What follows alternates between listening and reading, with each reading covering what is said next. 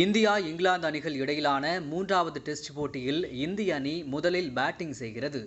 ராஜ்கோட் மைதானத்தில் நடைபெறும் இந்த போட்டியில் ரோஹித் சர்மா தலைமையிலான இந்திய அணி களமிறங்குகிறது. விராட் கோலி, ஸ்ரேயாஸ், ராகுல் உள்ளிட்ட முன்னணி வீரர்கள் இல்லாமல் களமிறங்கும் இந்திய அணியில் காயத்திலிருந்து மீண்ட ரவீந்திர ஜடேஜா மீண்டும் இணைந்துள்ளார். சர்ஃபராஸ் கான், துருவ் ஜூரல் ஆடும் 11 அணியில் இடம்பெற்றுள்ளார்கள். அதே நேரத்தில் இங்கிலாந்து ஆடும் 11 அணியை அறிவித்துள்ளது. 100வது போட்டியில் கேப்டன் பென் ஸ்டோக்ஸ் விளையாடுகிறார். Mark Wood, James Anderson, Rehan Ahmed, Tom Hartley உள்ளிட்ட பந்து வீச்சாளர்கள் இடம்பெற்றிருக்கிறார்கள்.